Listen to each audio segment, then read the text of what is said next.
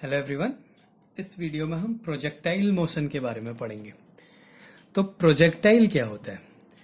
Projectile होता है जैसे कोई ऑब्जेक्ट को हम फेंक रहे हैं ऊपर और वो ग्रेविटी के इफेक्ट में मूव करे तो हम उसको बोलते हैं projectile. Any object projected into space और air such that it moves under the effect of gravity is called projectile.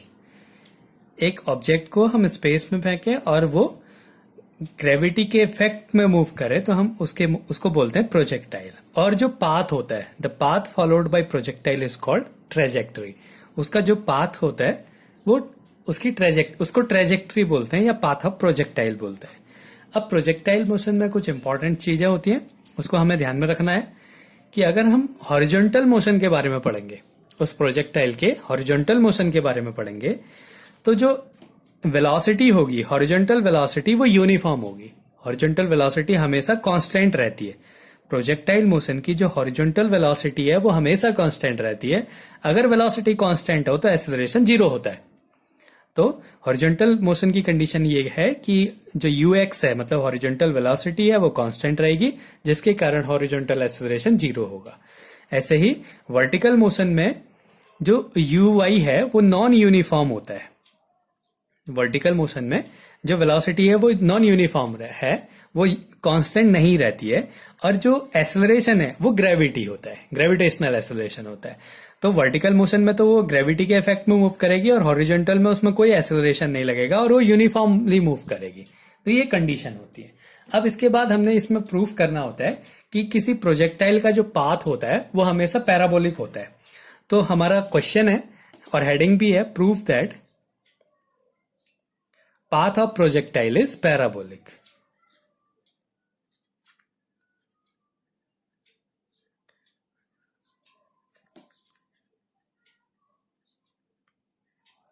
इसमें हमने ये प्रूफ करना है कि किसी प्रोजेक्टाइल का जो पाथ होता है वो पैराबोलिक होता है। तो अब हमने इसको प्रूफ करना है, तो हम कंडीशन लेते हैं।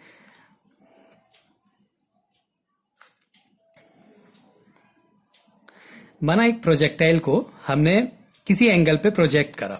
ये अर्थ है या सरफेस है, इस सरफेस से हमने वर्टिकली उसे किसी एंगल पे प्रोजेक्ट करा तो ये ऐसे मूव करने लगा। अब हमने प्रूफ करना है कि वो पैराबोलिक है, तो हम उसका पाथ पैराबोलिक ही बनाते हैं, फिर इसको प्रूफ करेंगे कि ये पैराबोलिक होता है। हमने किसी प्रोजेक्टाइल को ऐसे किसी एंगल पे प्रोजेक्ट करा और किसी टाइम पे वो पॉइंट, ये पी पॉइंट पे पहुंच गया। ये पॉइंट P पे पहुंच गया। अब P पॉइंट पे पहुंचने में जो उसने हॉरिजॉन्टल डिस्टेंस मूव करी वो x है और जो वर्टिकल डिस्टेंस ट्रेवल करी वो y है। ये हमने मान लिया। ये इसको x एक्सिस मान लेते हैं और इसको y एक्सिस मान लेते हैं। तो ये कंडीशन है। यहां पे इसकी वेलोसिटी u है। अब यहां पे जो पार्टिकल है वो हॉरिजॉन्टल से थीटा एंगल बना रहा है। ये x एक्सिस से थीटा एंगल बना रहा है और यहाँ पे ये इसकी वेलोसिटी ले लेते हैं u। तो इसका जो हॉरिजॉन्टल कंपोनेंट है वो होगा ux या u cos थीटा और वर्टिकल कंपोनेंट होगा u sin थीटा।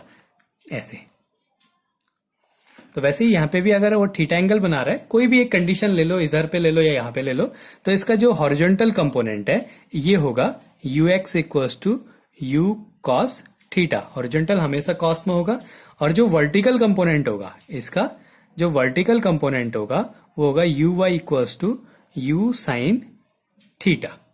ये हमने कंडीशन ले रहे हैं हम। अब P पॉइंट पहुंचने में यहाँ पे हो गया ये u cos थीटा और ये हो गया u साइन थीटा। अब इसमें जो हॉरिजॉन्टल कंपोनेंट है वेलोसिटी का वो हमेशा u cos थीटा ही रहेगा। ये मतलब सेम रहेगा, हर जगह पे इसकी वैल्यू सेम आएगी। लेकिन जो वर्टिकल कंपोनेंट है वो अलग अलग जगह पे चेंज होगा।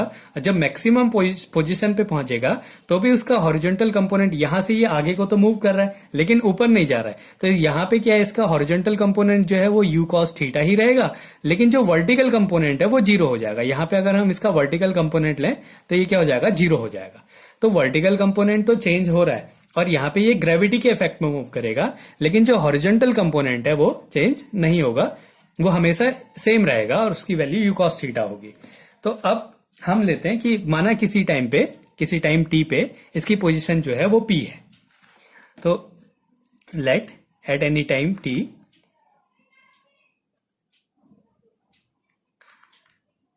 इट्स पोजीशन इज पी, और वहां पे जो डिस्टेंस उसने ट्रेवल करी वो एक्स है, और वाई जो है वो उसकी वर्टिकल डिस्टेंस है एस ऑन इन फिगर। तो हमने सारी कंडीशंस को इस डायग्राम में बना दिया है कि क्या उसकी कंडीशंस है। तो अब हम इसको सॉल्व करेंगे कि इसका जो पाथ होता है वो पैराबोलिक कैसे होता है। तो अब हम इसमें दोनों टाइप के मोशन लेंगे। ये देखो पार्टिकल यहां से गया, यहां पहुंच गया, तो ये हॉरिजॉन्टली भी मूव कर रहा है और वर्टिकली भी मूव कर रहा है। जब ये यहां पहुंचा तो हॉरिजॉन्टली यहां पहुंच गया, वर्टिकली यहां से यहां चला गया। जब ये यहां पहुंचा तो हॉरिजॉन्टली इतना आगे चला गया और वर्टिकली इतना ऊपर चला गया। तो इसके दोनों मोशन हो रहे हैं, हॉरिजॉन्टल मोशन भी हो रहा है और वर्टिकल मोशन भी हो रहा है। तो पहले हम लेंगे अलोंग एक्स एक्सेस में या फिर हॉरिजॉन्टल मोशन में। हॉरिजॉन्टल मोशन, अगर हम हॉरिजॉन्टल मोशन की बात करें या अलोंग एक्स एक्सिस की बात करें तो हमें क्या मिलेगा, यू एक्स जो इसकी हॉरिजॉन्टल वेलोसिटी है वो क्या होगी, यू कॉस थीटा। अब ये जो है यूनिफॉर्म रहता है जो कि कंडीशन है, तो इसलिए क्या हो जाएगा, इसका जो एक्स एक्सिस में जो एक्सेलरेशन होगा वो जीरो होगा हॉरिजॉन्टल में। तो अब हॉरिजॉन्टल डिस्प्लेसमेंट की बात कर लेते हैं। हमें पता है S equals to u t plus half a t square होता है, तो S x horizontal equals to u t, u horizontal के लिए रहे x t plus half a x t square. ये एक्स का मतलब है हम हॉरिजॉन्टल मोशन के बारे में पढ़ रहे हैं। तो ये हो गया। अब हम वैल्यूज को पुट कर देते हैं। एक्स, एक्स में कितनी डिस्टेंस ट्रेवल कर रहा है, वो एक्स डिस्टेंस ट्रेवल कर रहा है, एक्स डिस्टेंस ट्रेवल कर रहा है। यू एक्स इनिशियल वेलोसिटी क्या है उसकी, यू कॉस थीटा है, तो यू कॉस थीटा, और टाइम लग रहा है टी में, टी टाइम लग रहा है। अब प्लस अगर हम ए एक्स की वैल्यू पुट करते हैं तो ये जीरो हो जाता है। अगर ये जीरो हो जाता है तो ये वाला टर्म पूरा जीरो हो गया, तो x equals to u cos theta into t हो गया। अगर हम यहां से टी की वैल्यू फाइंड करें, टी इक्वल्स टू क्या हो जाएगा, x upon you cos theta. ये एक इक्वेशन बन गई। ये हॉरिजॉन्टल जो यहां पहुंचने में जो टाइम लग रहा है उसकी वैल्यू हो गई x upon you cos theta. ये तो था हॉरिजॉन्टल मोशन के लिए। अब हम वर्टिकल मोशन लेते हैं। वर्टिकल मोशन, वर्टिकल मोशन या फिर अलोंग वाई एक्सिस। अब वाई एक्सिस में क्या होगा, जो इसकी वर्टिकल वेलोसिटी है वो क्या है, u sine theta. Initial velocity क्या है, u साइन थीटा। ठीक हो गया। और इसके एक्सेलरेशन क्या है, g, और ऊपर को जा रहे हैं तो हम माइनस जी ले लेंगे। तो बाद में जब वैल्यू पुट करेंगे तो हम वहां पे ऊपर के मोशन के लिए हम g को नेगेटिव लेते हैं क्योंकि g की वैल्यू कम होती जाती है। तो ए वाई जो हो गया माइनस जी हो जाएगा। फिर से हम यही फॉर्मूला लगाएंगे वाई एक्सिस के लिए, तो S y equals to you y t plus half a y, इसको माइनस लिख देता हूं, ए वाई टी स्क्वायर। अब यहां पे वैल्यू पुट कर देते हैं। अब देखो यहां पहुंचने पे हॉरिजॉन्टल है या वर्टिकल, टाइम सेम है, दोनों का सेम टाइम रहेगा, तो टी की value X upon you cos theta ही रहेगी। तो वैल्यू पुट कर देते हैं। वर्टिकल कितना डिस्प्लेसमेंट है, Y, Y equals to you Y की value U sine theta into T, T की वैल्यू है X upon you cos theta minus half a Y की वैल्यू जी हो गया into T square, T square की value है X square upon you square cos square theta. हमने values को put कर दिया। अब इसको सॉल्व कर देते हैं। यू से यू कैंसिल हो गया, sine theta upon cos theta tan theta हो जाएगा। तो वाई इक्वल्स टू हो गया x tan theta minus half g upon you square cos square theta into x square. ये एक इक्वेशन आ गई। अब ये किस फॉर्म में है, y equals to a x plus minus b x square. ये जो इक्वेशन है ये एक पैराबोला की इक्वेशन है। This is the equation of parabola. और ये किस कंडीशन के लिए ले रहे हैं हम लोग, प्रोजेक्टाइल मोशन के लिए ले रहे हैं। तो इसका मतलब ये जो पाथ है इसका, इस इक्वेशन का इस इक्वेशन का इस फॉर्म में आने का मतलब होता है कि जो इसका पाथ है वो कैसा है, पैराबोलिक है। Hence path of projectile is parabolic। जो प्रोजेक्टाइल का पाथ है वो कैसा है, पैराबोलिक है। तो एक बार इसको दोबारा से देख लेते हैं। हमने माना कि यहां से कोई पार्टिकल u वेलोसिटी से थीटा एंगल पे फेंका है। यहाँ पे इसका horizontal component u cos theta हो गया और vertical component u sin theta हो गया। अब पैराबोला की जो कंडीशन होती है प्रोजेक्टाइल मोशन की, कि जो हॉरिजॉन्टल वेलोसिटी होती है वो कांस्टेंट रहती है और एक्सेलरेशन 0 रहता है। वर्टिकल वेलोसिटी यूनिफॉर्म नहीं रहती है, इसलिए एक्सेलरेशन जो है वो ग्रेविटेशनल एक्सेलरेशन लेता है। तो पहले हमने माना कि किसी टाइम पे पॉइंट P पे पहुंच गया और उसने डिस्टेंस ट्रेवल करा x और यहाँ पे वर्टिकल जो डिस्टेंस ट्रेवल करा वो y है। तो पहले हमने हॉरिजॉन्टल मोशन लिया, मतलब x एक्सिस में लिया। तो x एक्सिस में जो वेलोसिटी है वो u cos थीटा है और एक्सेलरेशन 0 है। फिर हमने फॉर्मूला यूज करा s equals to ut plus half a t square. Acceleration 0 है तो ये वाला टर्म 0 हो गया, तो x की वैल्यू होगी u cos theta into t। यहाँ से हमने t की वैल्यू फाइंड करी x upon u cos theta. फिर हमने वर्टिकल मोशन लिया। वर्टिकल मोशन में क्या करा कि जो वर्टिकल वेलोसिटी इनिशियल वो u sin थीटा है और एक्सेलरेशन ऊपर को जा रहे हैं इसलिए माइनस का g लिया। फिर से वही फॉर्मूला लगाया s y equals to u y t plus half a y t square. Value put करी, u y की वैल्यू है u sin थीटा, t की वैल्यू यहां से निकाली थी x upon u cos theta minus half g, minus इसलिए ले रहे हैं क्योंकि हम ऊपर जा रहे हैं, इंटू t की वैल्यू होगी x upon u cos theta. Square करा तो x square upon u square cos square theta हो गया। फिर sin theta upon cos theta की जगह 10 रख दिया और इस x स्क्वायर को थोड़ा सा बाहर लिख दिया।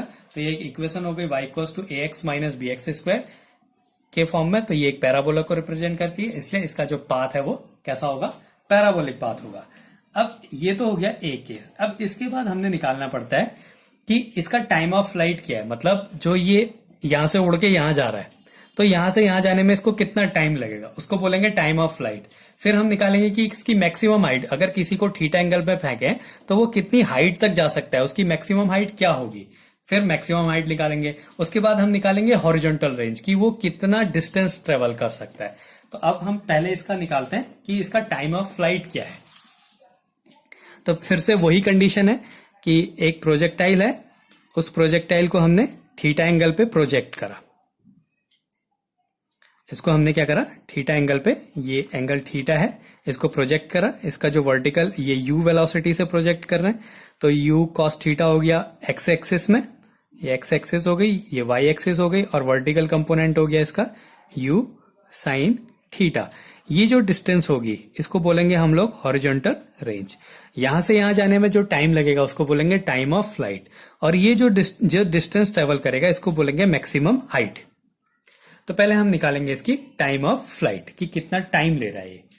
तो पहला है हमारा टाइम ऑफ फ्लाइट।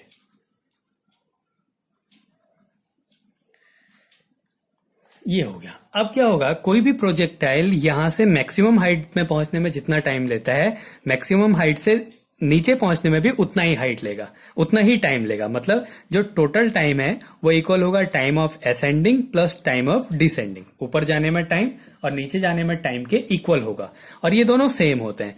तो यहां से अगर हम इस स्मॉल टी की वैल्यू निकालें तो क्या आ जाएगा, t अपॉन 2 हो जाएगा। अब फिर से हम टाइम ऑफ फ्लाइट लेते हैं, तो इसके लिए वर्टिकल मोशन लेते हैं। वर्टिकल मोशन,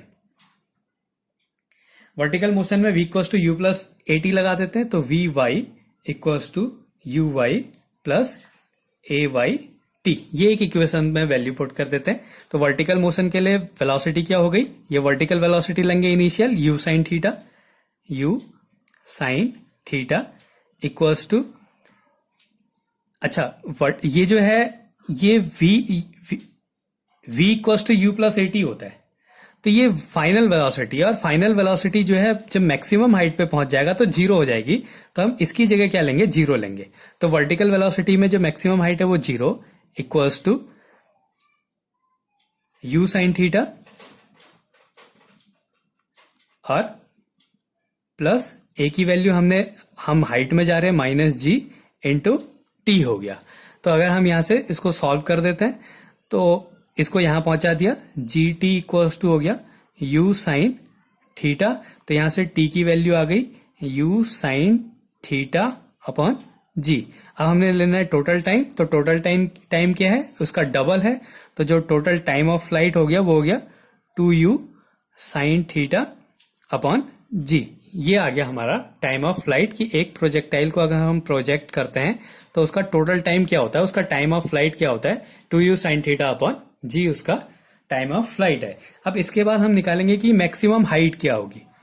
मैक्सिमम हाइट कितनी हाइट तक जाता है, तो फिर से हम वर्टिकल मोशन लेते हैं। वर्टिकल मोशन, तो इसमें क्या हो गया, v y square equals to you y square minus 2gh। V square equals to you square minus 2gh से करा, तो वर्टिकल फिर से फाइनल वेलोसिटी 0, इनिशियल वेलोसिटी क्या है, you square sine square theta, vertical में यू साइन थीटा है, square कर दिया you square sine square theta minus 2gh। इधर से हमने h की वैल्यू निकालनी है, तो अगर हम h की वैल्यू निकालेंगे तो आ जाएगा you square sine square theta upon 2g।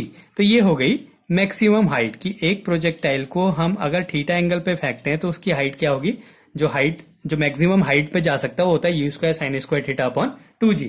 अगर हम यहाँ पे थीटा को 90 डिग्री पे प्रोजेक्ट करें, मतलब इस प्रोजेक्टाइल को वर्टिकली हमने ऊपर फेंक देते हैं, तो क्या हो जाएगा, ये 1 हो जाएगा, तो जो मैक्सिमम होगा h equals to you square upon 2g होगा। अब इसके बाद अगला है हॉरिजॉन्टल रेंज। हॉरिजॉन्टल रेंज कि उसकी रेंज क्या होगी, वो हॉरिजॉन्टली कितनी डिस्टेंस ट्रेवल करेगा, इसके बारे में हमने देखना है। तो हम यहाँ पे अब हॉरिजॉन्टल मोशन कैसा है, यूनिफॉर्म मोशन, तो हम यहाँ पे फॉर्मूला लगा देते हैं, distance equals to speed into time.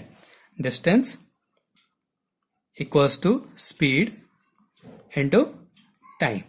अब स्पीड क्या है, हॉरिजॉन्टल ले रहे तो हॉरिजॉन्टल मोशन लेंगे तो स्पीड हो गई, डिस्टेंस को हम r से रिप्रेजेंट कर रहे हैं, टोटल डिस्टेंस, स्पीड हो गई u cos थीटा horizontal, u cos theta into time. Time क्या है, यहां से यहां पहुंचने पर टोटल टाइम क्या लग रहा है, 2u साइन थीटा इंटू जी। तो ये हो गया 2u साइन थीटा अपॉन जी, ये हो गई टाइम की वैल्यू। अब इसको सॉल्व कर देते हैं, तो ये हो जाएगा equals to you square 2 sine theta cos theta upon G. तो ये 2 साइन थीटा कॉस थीटा एक फॉर्मूला होता है, इसको ये होता है साइन 2 थीटा का, sine 2 theta equals to 2 sine theta cos theta. ये एक आइडेंटिटी है ट्रिग्नोमेट्री में, तो हम वही यूज करेंगे। 2 साइन थीटा कॉस थीटा की जगह हमने लिख देना है साइन 2 थीटा। तो ये आ गया U square sine 2 theta upon G. R की वैल्यू आ गई U square sine 2 theta upon G. तो ये आ गया मैक्सिमम रेंज की। रेंज कब कितनी मैक्सिमम होगी, तो मैक्सिमम रेंज कब कैसे निकलेगा, हमने फॉर्मूला लगा देना distance equals to speed into time. Time की वैल्यू पुट कर दी, टाइम जो है वो टाइम ऑफ फ्लाइट होगा 2u साइन थीटा अपॉन जी। फिर क्या करना है, इसकी मल्टीप्लाई कर दी, 2 साइन थीटा कॉस थीटा की जगह साइन 2 थीटा रख दिया, तो रेंज की वैल्यू आ गई U square sine 2 theta upon G. अब यहाँ पे ये मैक्सिमम कब हो सकती है, जब साइन 2 थीटा की वैल्यू 1 हो। अगर साइन 2 थीटा की वैल्यू 1 है तो मतलब 2 थीटा इक्वल्स टू कितना होगा, 90 डिग्री होगा, क्योंकि अगर साइन 90 डिग्री है तब 1 होगा, तो 2 थीटा की वैल्यू 90 डिग्री है, तो मतलब थीटा इक्वल्स टू क्या होगा, 45 डिग्री होगा। तो अगर हमें किसी प्रोजेक्टाइल को मैक्सिमम रेंज पे फेंकना है तो हमने उसका जो थीटा एंगल है वो कितना होना चाहिए, 45 डिग्री होना चाहिए। मतलब अगर हम किसी बॉल को 45 डिग्री में थ्रो कर रहे हैं तो क्या होगा, मैक्सिमम रेंज पे जाएगी। तो और मैक्सिमम रेंज की वैल्यू क्या होगी, R max equals to you square upon G. तो इस तरीके से हम किसी प्रोजेक्टाइल का time of flight, maximum height और हॉरिजॉन्टल रेंज को फाइंड कर सकते हैं।